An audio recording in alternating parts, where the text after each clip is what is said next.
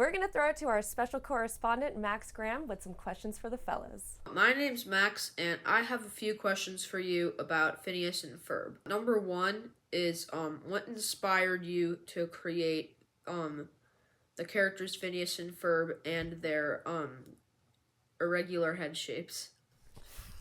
Well, we started wanting to create characters that really exemplified what we loved about summer.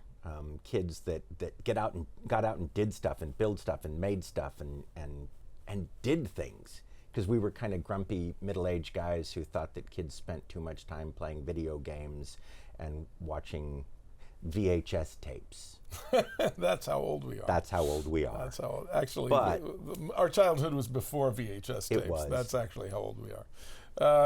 And the head shape was literally me experimenting with different head shapes. A friend of mine had pitched a show with square-headed characters, which I didn't think worked terribly well, but I was like, oh, it's cool that he's trying new head shape. Like what else is there that people haven't done? And I drew this triangle, and I put like an eyes up here, which made this the back of the head, and that would be the nose, and I drew this character. It was at a restaurant with butcher paper on a table, and it was in purple crayon, because that's the crayon that they gave me to. we still have the drawing. And I liked it so much, and my ex-wife said, "Ooh, who is that?" And I said, "Oh, this is Phineas. This is the show we're going to sell someday."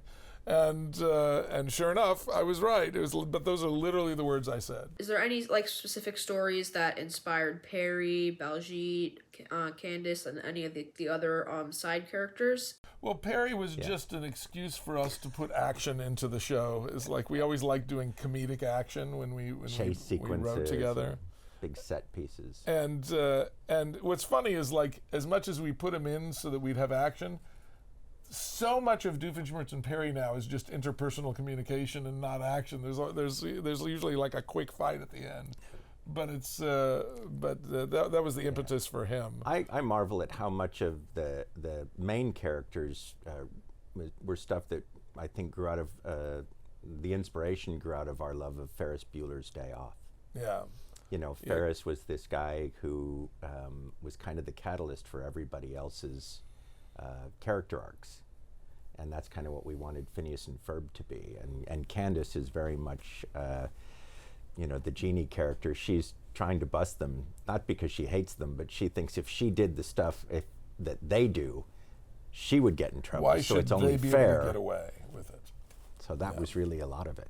There's been a rumor going around, and I would just like to ask you, is Bill Cipher Phineas's dad? Because, they both have triangle heads, and yeah, so I just want you to confirm that. Okay. Thank you. First of all, you shouldn't listen to rumors. And don't listen to anything Alex Hirsch tells you. No.